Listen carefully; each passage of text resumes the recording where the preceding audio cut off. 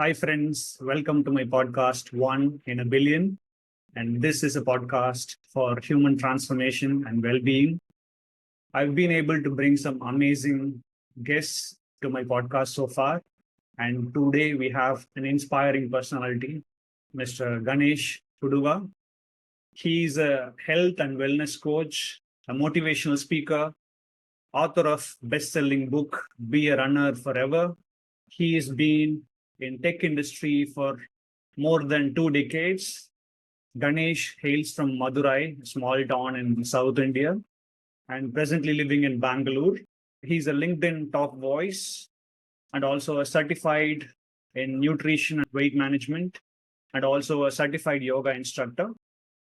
He is a father of two wonderful children, and it's an amazing honor and privilege to have Mr. Ganesh Kuduva in our podcast. Ganesh, welcome to the show. Thank you so much, Satish. Thank you for the nice introduction there. Thank you so much. Yeah. As always, we start our podcast with an interesting quote. And this time I picked up a quote from Ganesh himself. He writes in his LinkedIn articles about various quotes. And this is what I picked up. You exist in a dual nature in this universe. You have everything in you. You're fully empty as well. Based on what you want to do and what you want to be, you manifest accordingly in this universe.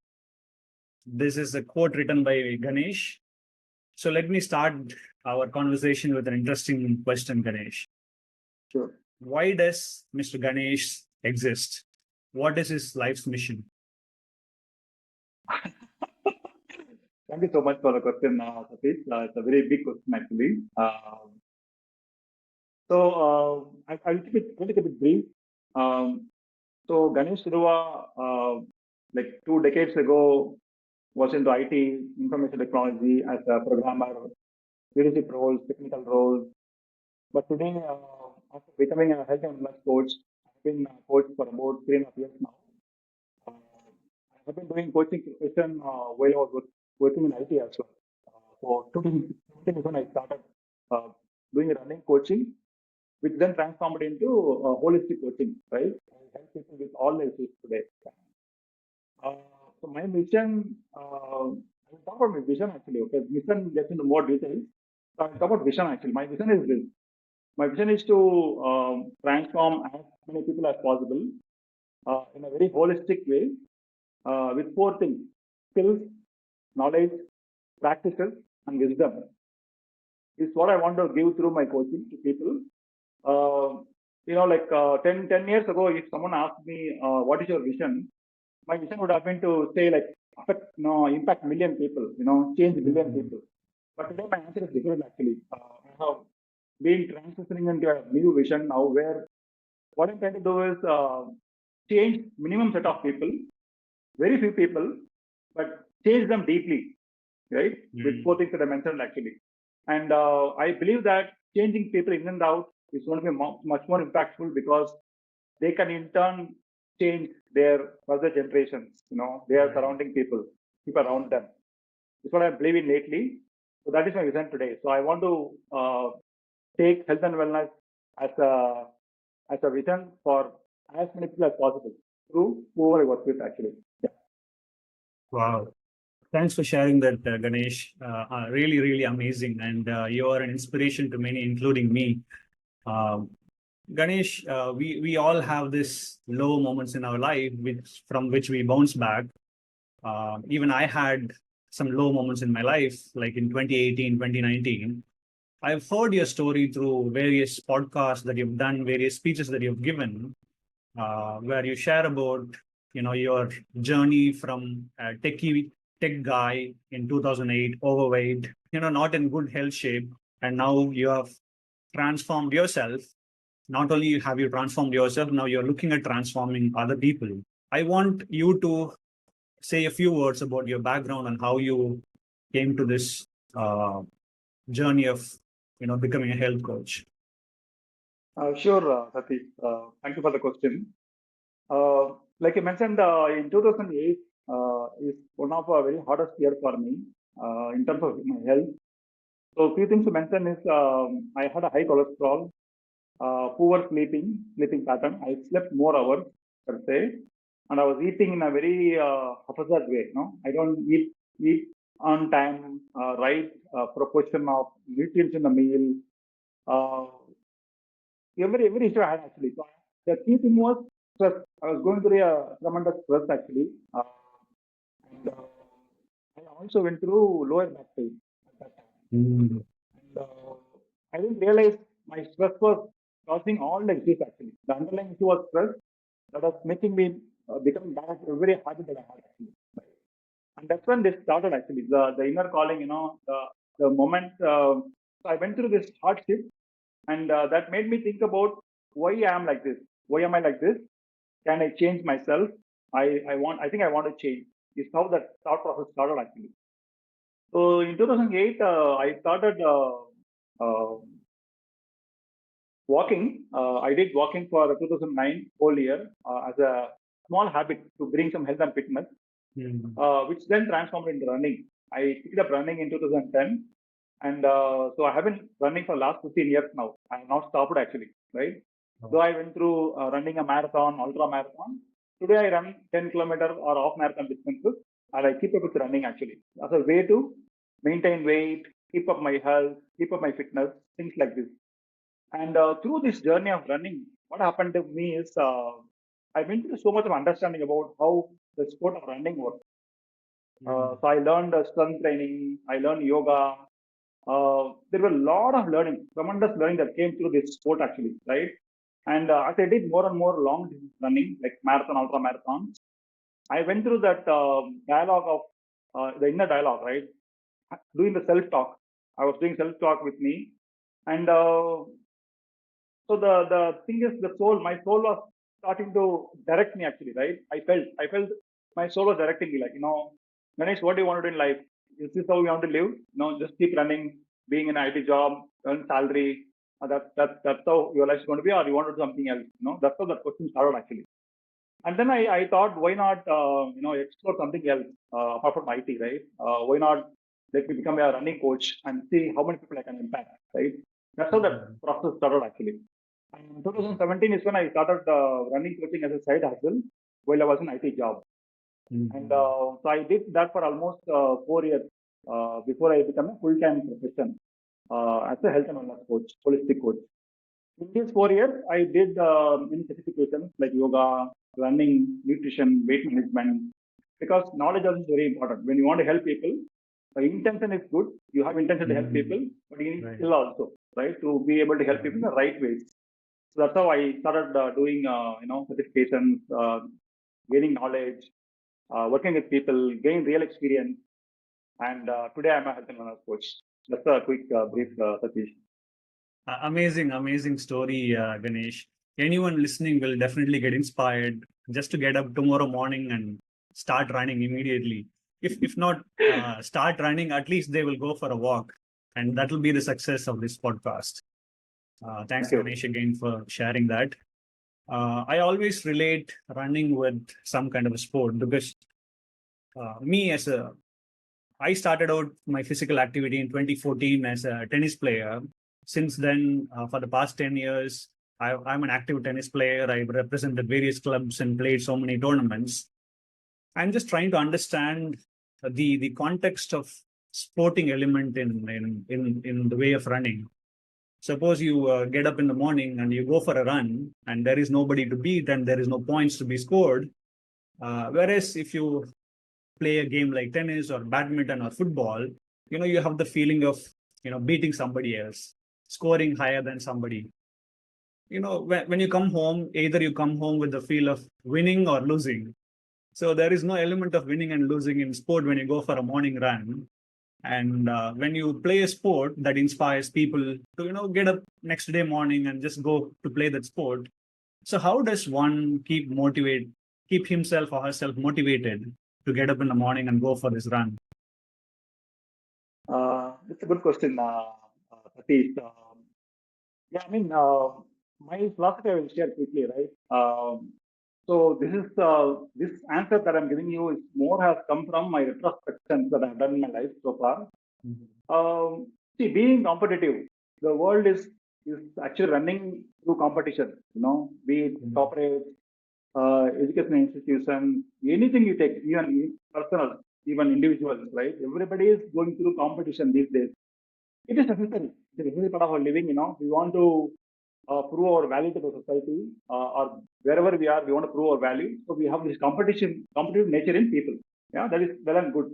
But for me, as an individual, uh, ever since I started, all through my life, actually, if you look at and reflect, I never actually have been a very competitive person in nature. Actually, I never even enjoyed being a competitive person in nature. Actually, I've played a few sports. Okay, for example, table tennis. People call it ping pong in other countries. Right. I have played table tennis, and even when playing table tennis, I never played it for winning the game. Actually, I always enjoyed playing it. I want to play it, enjoy it. If a winning comes, I'm happy. People always question this mindset actually, right? People ask me, why you have this mindset, you don't want to win. I want to win actually, but somehow what happens to me as an individual is when I keep my winning as a target, I don't give my best actually.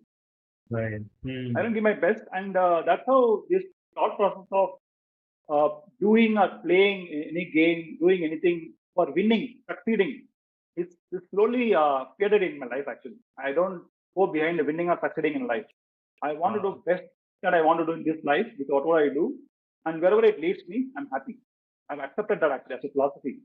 And given that background, uh, naturally or fortunately, running is such a sport actually. If you see, running is also is into competitive areas. People do sprinting, marathon. There is competition that's out there as well. But for me, running has mostly been about earning my health and fitness for my life, and I have been able to do that successfully, and I'm showing it to people also now. And I see that as a big win in my life actually. And that itself is giving me enough motivation to keep up with the running actually. I want to just keep running for my health and fitness. As long as I am health and fit, I hope I can help other people. That's the answer. Yeah. Oh, thanks. I'm really falling in love with the way you're answering questions. Amazing, Ganesh.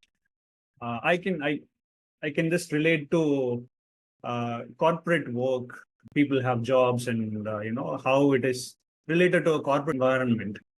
A person working, he goes to an office to meet his targets, to meet his annual targets, and he has a vision for himself. And but if you don't enjoy the process of the work, meaning your daily doing of the task that you have to do, if you don't enjoy the process, and there is no end success, the success itself is in the doing the work, and that itself is the reward.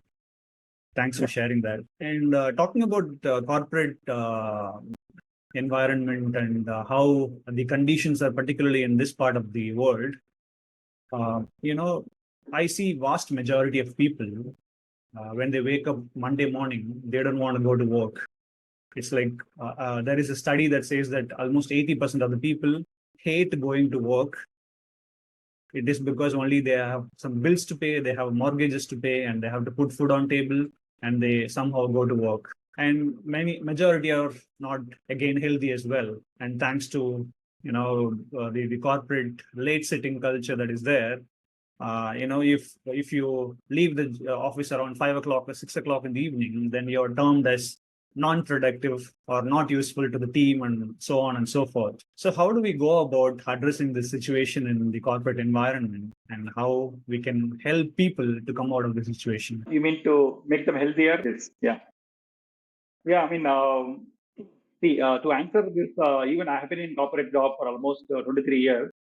My transition into doing this health and wellness coaching, be it coaching, writing, or speaking, all this that I'm doing as a profession today, the underlying cause is this feeling, this feeling of pushing myself to go somewhere and do something for someone else and get paid for it, right? This thought came to me in somewhere in 2014. To be very honest, in 2014, 15 time frame, I was doing long run, marathon, ultra marathon, and that's when this deep question of what I'm doing, in the corporate world, is it really helping me achieve my full potential for this world actually, for this world or even for me actually, right? For the world. I'm helping myself being in this job and earning a salary, right? Yes, it did help actually. It did help. It did help me earn money, secure a job, secure my life, family, spouse, kids, raising them. Yes, Right. they have been a good part of the life actually. But what that question that's not bothering actually, right? And that's how my transition happened. Being health and fit uh, was helping me to be productive at work also. I was being good at work also by being myself health, by keeping myself health and fit. I was doing a better job at work also. Right, that was good. But eventually, my transition to being, like coming to the solopreneur business profession is because I did not want to push myself to go to work. So I wanted to be enjoying my work. That's how I chose this profession. But to answer your question, how we can help individuals who are in corporate environment, right? See, two things I will say. One is, if you accepted that this is your life, like you want to work until 58, 60 years of age, earn salary, make your, financial plans, achieve whatever you want to achieve, then retire, enjoy your retirement life. That is, there is no judgment about it. It's well and good. If you are happy, if you accept that this is your path, then the right thing to do is be honest, be sincere to your job. Wherever you work, whichever company you work, whoever is your boss, give your best. Give your best and be happy because you've accepted it. That you want to be in Right. this path is one way. Another way is, person like me, I wanted to be doing more actually in my life. I did not want to get stuck. I saw being in a job that gave me a feeling of being stuck in life. It happened to me, right? Right. Honestly. That's how I wanted to create some other path. I took steps and I took action to transform this job, this profession, right? And doing it made me actually become better at doing things. For example, being health and fit became a big part of my life actually, right? I gave priority to that. As much as I gave my effort and time for my job, I started giving my effort for keeping myself health and fit as well, right? And it happened. So for working professionals, you can do either of these two, but in these paths, you need to get care of your health actually. Health is going to be foundation Right. in what you do, where you go, what you do. Every damn thing depends on your health actually. So Right. I would suggest for working professionals, take some time out, do some minimum things. Three things I will call out. Okay, three things. It's a very umbrella level term. But I will just say three things. One is healthy eating, minimum physical exercise routine, and good lifestyle habits like sleeping, stress level, keeping to minimum level. These three, if you do really well with good guidance, you can actually achieve a lot more. That's Sure. what I would say. Satish. Thank you again for sharing that, Ganesh. Um, I got stuck in my life in 2018, 2019, and I was able to come out of the corporate job, and what they call as a rat race, right? Yeah. Constant running for chasing your goals and chasing money and everything. For me, right now, Tony Robbins, I always listen to Tony Robbins quite a lot. And for somebody who is stuck at their lives, and this is the advice that he gave. If you don't know what you have to do, then just start with your body. Start with the physiology. Just move your body. Get up in the morning and just go for a walk or go for a run. And in the process, what happens is that the body will give some instructions to mind, and the mind will work really well. And from there, you can slowly transform your life. Yeah. So, Absolutely. yeah. Yeah. Ganesh, let's shift our gears a little bit here to cover more topics about health and wellness. And if there is somebody who is looking at, losing weight, weight in a healthy way, can you say a few words about how one person can go about doing that? Sure, Satish. So healthy weight loss is one of my programs that I offer to people globally today in my profession. Uh, One of the key things I will share about healthy weight loss, why I say even healthy weight loss, right? People always say weight loss, but I termed this term as healthy weight loss because the objective is not to only lose weight. The objective is to make you a healthy person. Yeah, but healthy person is very vague for people. How do I define healthy, right? So what should I do? How do I measure? Measuring is a good thing actually to do in anything that you do in life. If you have a way to measure, you can be great at what you do. Yeah? That's how my philosophy of coaching is going right now with all my customers. So I educate them to measure something, and then they can be sure of what they are achieving through the program, right? So 3 things I'll call, 4 to 5 things I'll call out quickly, right? First thing is change your body composition. As part of healthy weight loss, you have to change your body composition. What that means? At a very high level, you increase your muscle mass, lean muscle mass in the body through resistance training, right? And you reduce your body fat, overall body fat. You decrease the visceral fat as well, the abdominal fat, because visceral fat is the one that causes most of the chronic illnesses.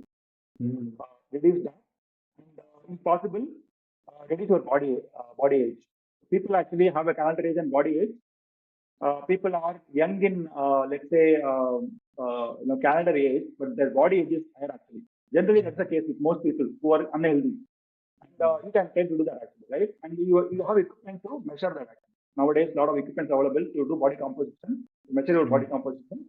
You can measure all of this using that equipment actually. This is one first thing. Right. Second thing is girth measurement. I would call it girth measurement. That includes all your, let's say bicep, your chest, your waist, hip, all in centimeters. You can, in centimeters, you can measure all of them. This is another way. This is second thing, right? So like this, there are many things that we can do. Third thing is how, like body age. Body age we spoke about. So body age, right? Keeping the body age lesser, right? All this needs work in all these areas that I mentioned already, right? The exercises, minimum exercises, plan the training that you want to do on a weekly basis, and then healthy eating and good lifestyle habits. If you do these 3 really well, you don't need a whole lot of science to do weight management. You can easily do this, and you can be happy as well. That's what I would say. Right. Yeah. Thank you for sharing that, Ganesh. I can deeply relate to what I've been going through. I started playing tennis at 2014, and I thought nothing else is required to be fit. Even actively, while I was playing tennis almost on a daily basis, at least 6 days in a week, 2018-19, where I had my health problems. I was diagnosed with a rare condition called as ulcerative colitis. It's a gut-related autoimmune disorder. I guess because of the work-related stress that got onto me, and I lost weight. Like within 3 months, I lost like 6 kilos, and all the years I've been fit. I take pride in saying that I am very fit. But one fine day when I was diagnosed, and that hit me very, very hard, then I had to really look at the alternative ways of living. Even then, I was very disciplined with my food habits and everything. But then this got on to me. Then I was under medication for some time. And then I was very fortunate to meet my mentor who has transformed my life. And he introduced me a very, very simple meditation practice that I have to do every day, like 10-15 minutes in the morning, just sit idle. I don't know how this practice has any connection to do with, healing that ulcerative colitis I had. But after about 1 year of the practice, we checked the colonoscopy, and there is no trace of ulcerative colitis. And since then, I am really following his meditation practice, and now I've increased my timings. Morning I do about 30 minutes, and evening 15 minutes. And also, I shared the fact that I had to do nothing other than playing tennis. But until last year I began my gym training, strength training. And when I'm playing tennis, I'm only doing cardio, just moving around. And the strength training, I thought was not required for me.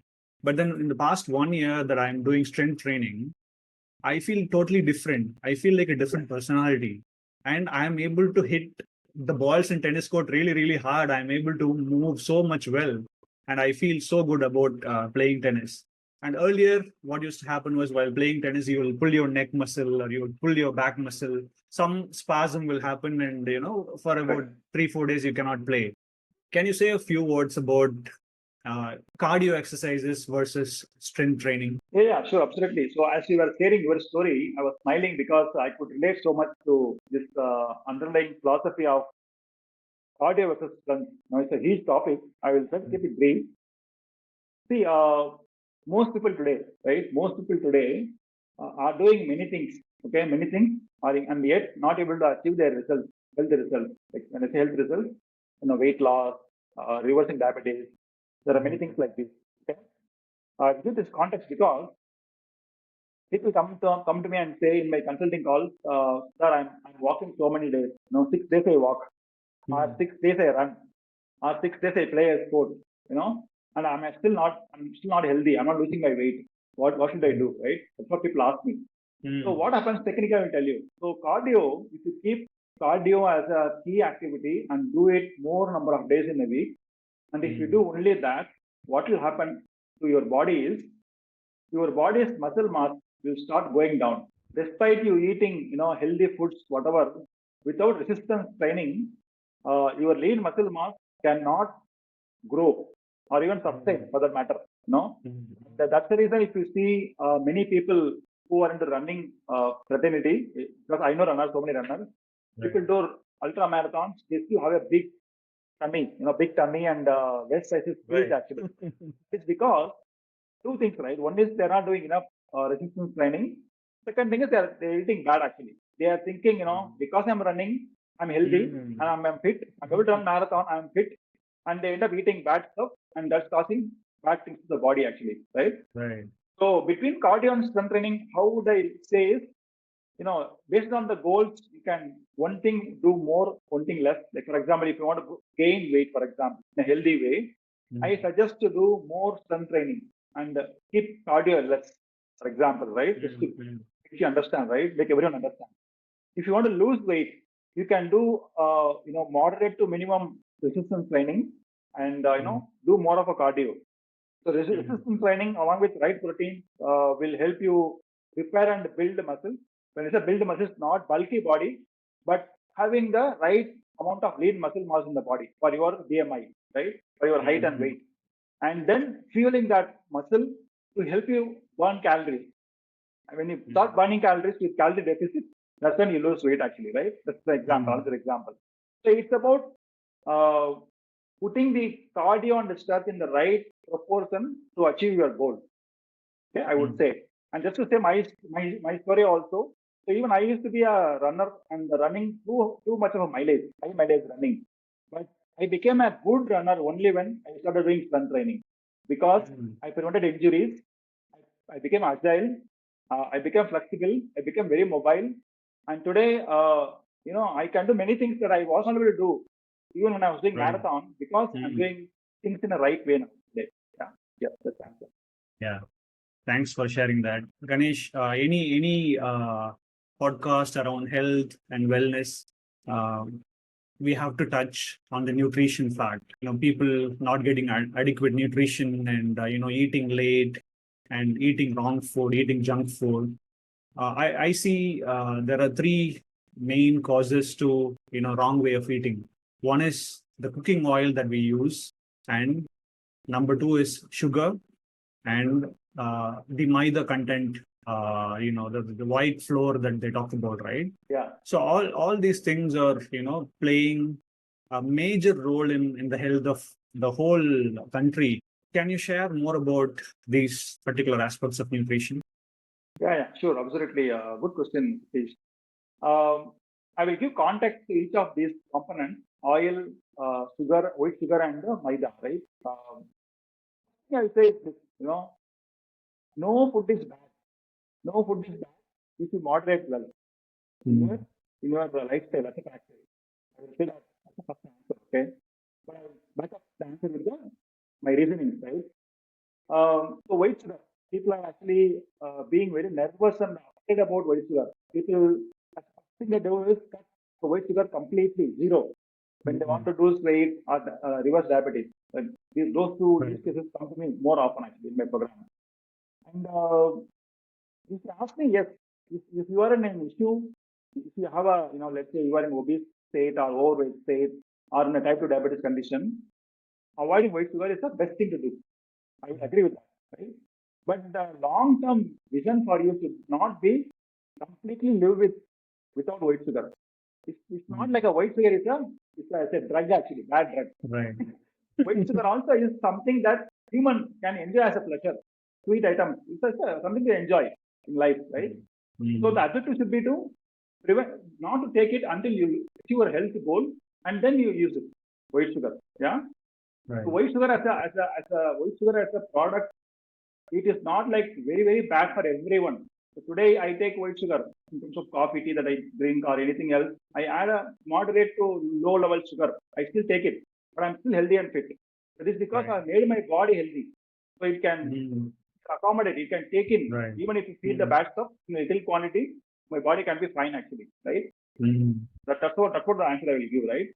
On the maida, what I will say is not just maida, any food item that you eat, like donuts, for example, bread, cookies, all these fast food items like that you can grab and eat quickly, right? Right. Is made of highly processed flour. We call this term in the health world actually, right? Highly processed flour. When the flour is highly processed, very minutely processed, right? Grind well, So what happens is it actually digests very fast. Conversion of this product into blood glucose is too fast actually, very, very fast in our body. The glycemic index is very high for this product, this food product. And that process, that what it does is actually, first of all, it spikes your blood glucose unnecessarily. First thing. Second thing is, over a period of time, the conversion of fat will be more in the body. As you keep eating this item more and more very too often, the conversion of excess calories will become fat in your body. So our body can store, unlimited number of fat in the body. Actually, there is no limit to how much fat I can store in the body, right? And that's how. So my suggestion is eat more protein. When I say more protein, there are quantity that one person has to eat, and if you eat in right quantity of protein, what happens naturally is your body's craving will go down. Craving for all these foods. We have a term called HFSS, high fat, high sweet, high salt. These three foods. So these three foods only people crave for most of the time. If you crave for some food, it will have one of these three: high fat, high sweet, high salt, right? And that's how it adds to craving. So I suggest to stay away from highly processed flour items. If you are going for a snack, eat a healthy snack instead. Yeah. Second thing, and the first thing on the oil. Oil is actually, you need oil. Okay, you need oil. You have to put using oil only. Right? There's no other way. I share a few things. Okay, about fat. So most fat comes from oil for us. As the Indians, we take a lot of oil in most of the foods actually. And three types of fats are there. Fats are three types. One is trans fat, one is saturated fat, one is unsaturated fat. Yeah. So whenever you buy the oil, make sure you read the food label. Not only oil, any food product you buy, read the food label. That's the first habit to have actually for a healthy life. But for oil, look at the content of the oil and make sure this is in this order. Okay, trans fat should be 0 or a minimum. Trans fat, first thing. Okay. Second thing is saturated fat should be little bit is okay. Saturated fat. Okay, and unsaturated fat should be high. Unsaturated should be high. This is how it should be. If you see something reverse, for example, trans fat is more, saturated fat is more in the oil that you are taking, you are taking the wrong oil. Okay. For example, take sesame oil. Or ginger oil, we call it in India. Sesame oil is best for cooking, I would say, right? Or olive oil. So some people say olive oil is costly, and I can't use daily purpose. So use sesame oil, right? First thing is sesame oil. Then you can use groundnut. Avoid all the oils like refined oils, which are actually manufactured using high heating elements in the production cycle. Actually, when you go through high heating of oil, the bonds are more in the oil, and it is difficult to digest that. Actually, that's how people are becoming unhealthy when you eat food through unhealthy oil intake. Yeah, that's how I would say. Yeah. Ganesh, thanks for sharing that. And I wanted to just share a personal story here about Sure. what happened to me. After I got diagnosed with this ulcerative colitis, then I took medication for a long time. Then suddenly in 2021, something struck me. Jan 1st, 2021, I turned vegetarian. Until then, I used to be a very avid non-vegetarian eater. And then one fine morning, I became a vegetarian. And since then, I've been following. And my health has gone through so much transformation because of the decision that I took. There is nothing against the people who are eating non-veg. If you're listening, don't take me wrong. Yeah.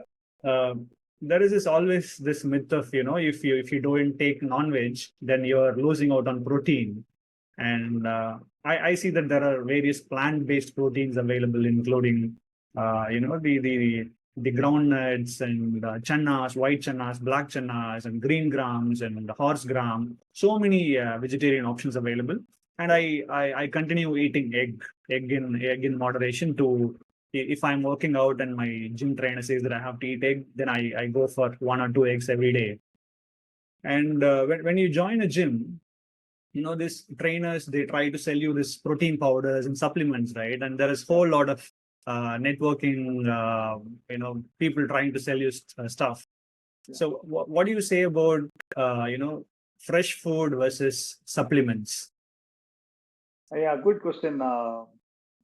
The answer I will keep it not only for protein. In general, I will differentiate the natural food versus supplement. Okay. Sure. Because supplement is becoming a huge industry across the world today. For whatever reason, okay, we have to do more research as to what's happening with the food quality, all that. But the answer is this. Simple answer is this, right? Supplement is only a complement to your diet, not a replacement. Sometimes I say with everyone, whoever comes to me for coaching or other people, this is what I tell them. Supplements is only a complement to your diet, not a replacement. For example, protein if you take, be it a non-vegetarian or a vegetarian, if you don't get enough protein in your day through your dietary sources, it is okay to take supplement protein in moderation. For example, like 2 days a week, you can take without any issues.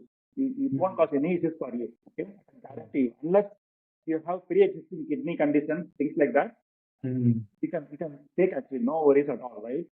Under guidance, like people like me or physician, doctors, you can take guidance and use it. Okay? Start using in small quantities and see how your body reacts. Accordingly, you can increase the usage. And then what I will say is, if you do this, for example, if you take supplement protein, it doesn't mean that you take it for lifetime actually. Okay, so people tend to adapt to a lifestyle and they just accept it and live with it. Not like that. You can take supplement protein for 6 months, then give a break actually. You can achieve the protein requirement for your day through natural sources that you mentioned. Like in vegetarian you have so many items, in non-vegetarian you have so many items. So you have enough food items, natural food items to eat. So to get right nutrition for you, right? And you can get them through that also. Yeah. So other thing I will say about natural food versus supplement is the natural foods generally brings more nutrients to you. Okay. Generally brings more nutrients to you versus supplements. Supplements bring only bring what they promise you. Right? That's the key difference between natural source and supplement source. So people with supplements, if you see, they over time actually become unhealthy after some time because they are not getting their all-round nutrition from good natural food sources. My recommendation is always to approach your diet in such a way. Look for the holistic natural food sources as a first option. When you can't achieve it, then go for supplement. And if you take supplement, take it for a short time period and then give gaps. Yeah, give some gaps. Again, you can use if you want to based on. So the other thing I will say is, so when do I use supplement? When do I not use supplement? People ask, right? The answer to the question is, there are ways to know whether you should take supplement or not. For example, most of us don't get enough micronutrients to our body, vitamins and minerals, right? Through our food sources. So for them, what I would say is, once every 6 months or 1 year, when you do a health checkup, check for vitamins minerals level also in the body, right? And see where the levels are. If there are gaps, take supplements and address the gap. and then again you can stop because you are filled the gap now. You are fine, right? Either through supplements or through food sources. Both I am saying, right? Both. So that's how you should do. Approach your natural food sources versus supplements. Sure. Thank you, Ganesh. We can go on and talking about this topic for a very long time. I'm mindful of your time, and there are just a couple more questions, and we can kind of wrap it up. Sure. You are an active writer in LinkedIn, and I see your posts, and that's how I got connected with you. And when I texted you, and you immediately said yes to my podcast, thanks for considering. And I saw a very interesting picture in your LinkedIn where you are sitting, in front of Buddha in the background, and you're sitting with the meditation pose. And I am somebody who likes meditation, and besides being, taking care of your health, being active, whether running or playing a sport, and eating good food and everything, how meditation has played a role in your life and how it has transformed you. Sure, Satish. In 2010, I did not know about meditation as a practice. I never did meditation also until then. In 2010 is when I took, this art of living, institution run by Sri Ravi Shankar. So I took a basic course with them in 2010. This is when my transformation with health was going on, right? And I started seeking more. Like you exactly said, the change started in body, right? Which started make me seek more in life. That's how the transformation started actually. So I did that course. In that course, I went for 3 days program, and that's when they taught me this kriya called Sudarshan Kriya, and it's actually almost a 50-minute practice where you breathe in, breathe out. You just say so hum, and you just breathe in, breathe out.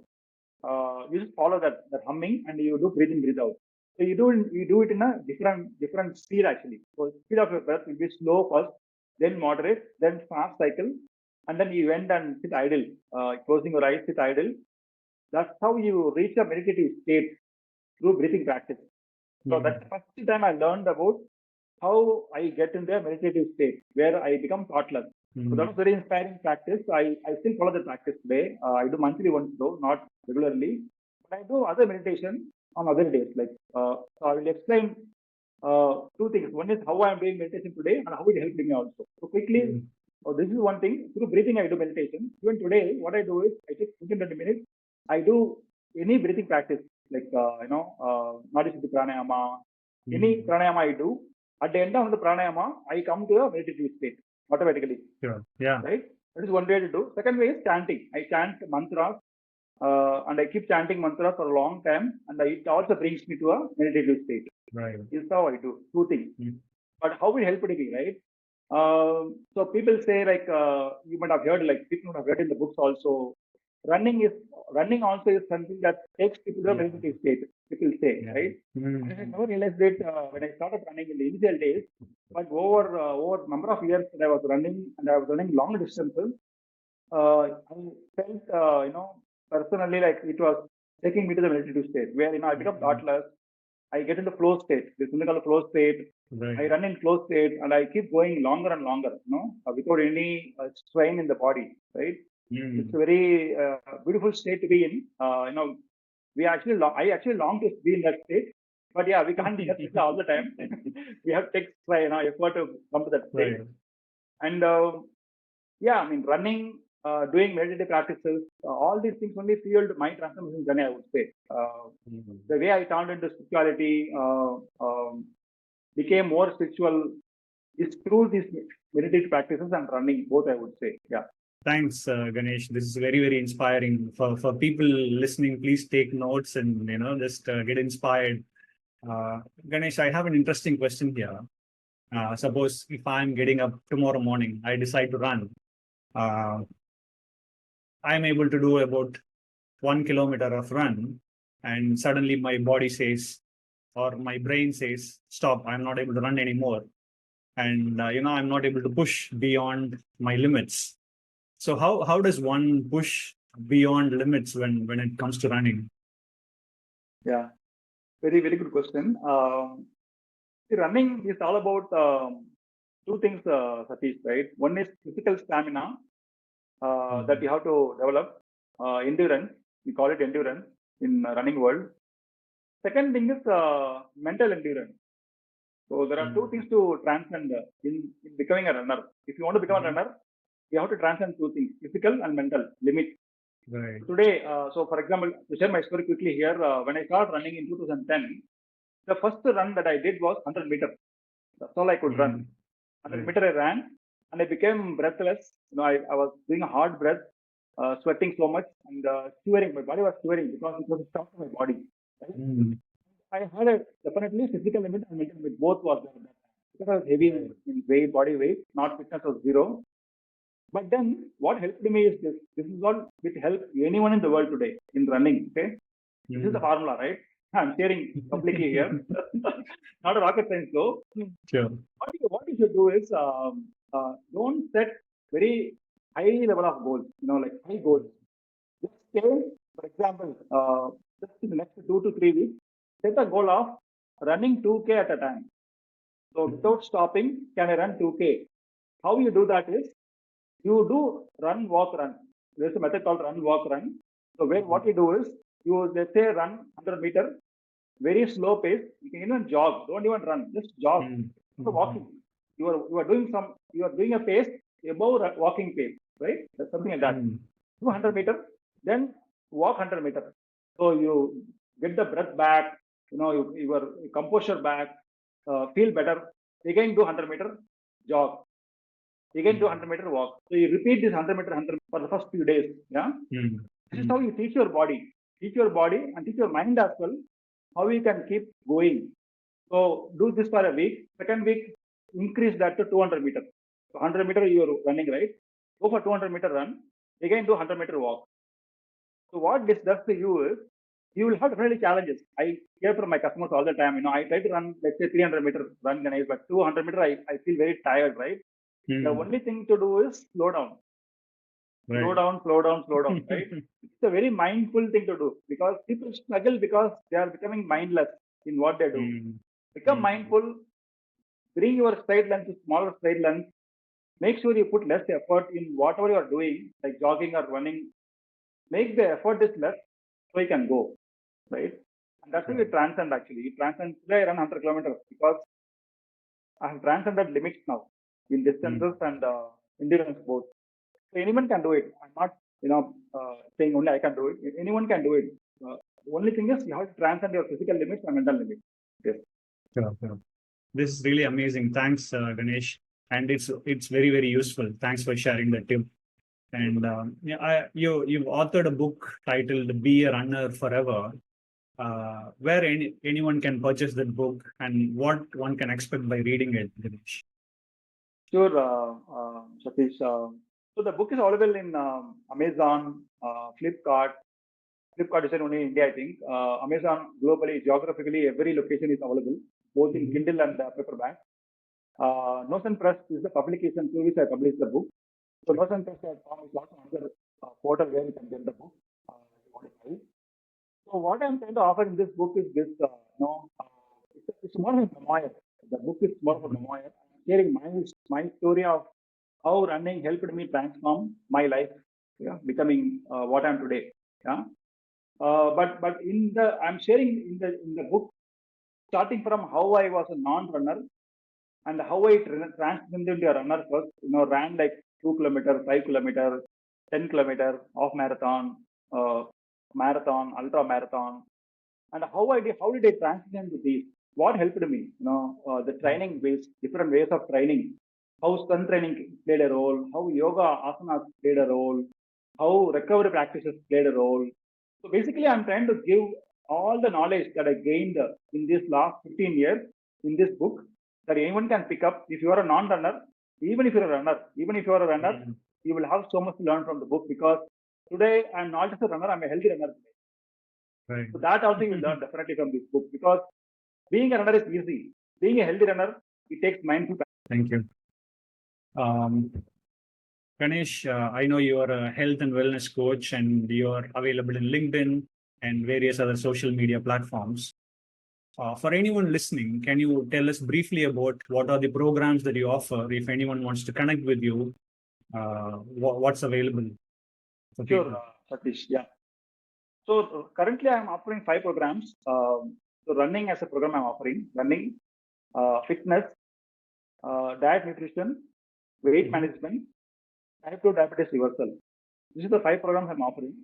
My programs are one-on-one based. It's one-on-one completely. I don't do group classes or group programs at the moment. It's completely one-on-one because I believe in transforming individuals to transform the world actually. Yeah. Yeah. Thanks. Yeah. So a person has to be necessarily in Bangalore, or they can be anywhere in the world and just can connect with you online. How does that work? Yes, my program is completely online, 100% online. So people today are reaching. I have my clients from India, USA, Canada, Sri Lanka, and UK.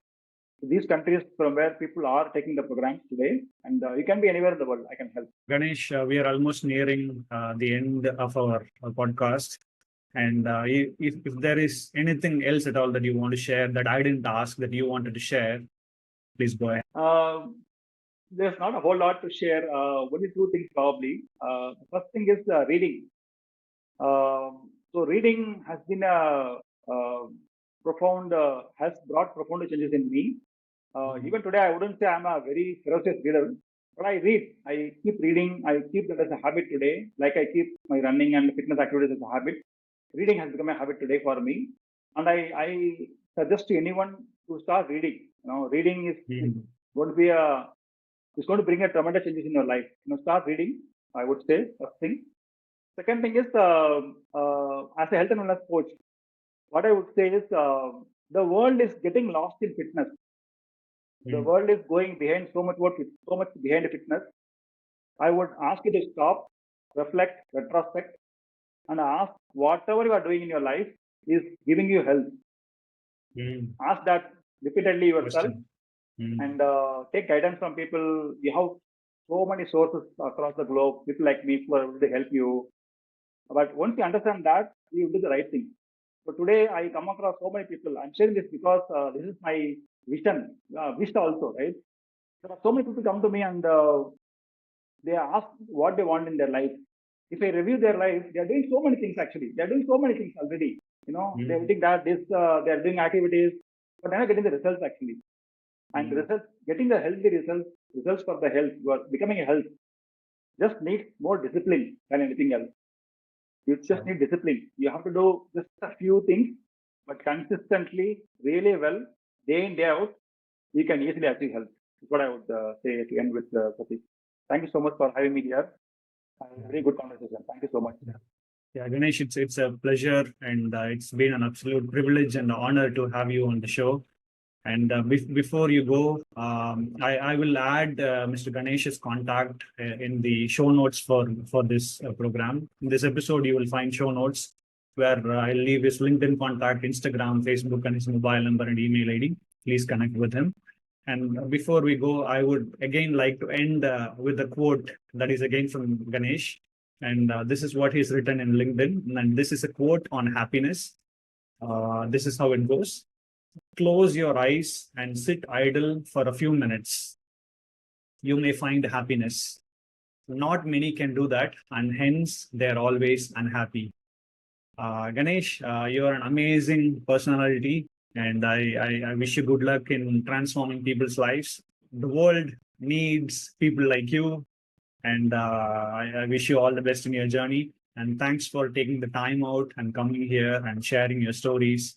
And you've really inspired me and as well as the audience who are listening. I'm deeply grateful for your time and your efforts, Ganesh. Thank you so much. Thank you so much, Satish, for having me. Really, many thanks to you as well because I come across so many people like you on LinkedIn, on other platforms as well, who keep reaching out to me. And thanks for doing this. And I wish you good luck. Keep doing this. More power to you.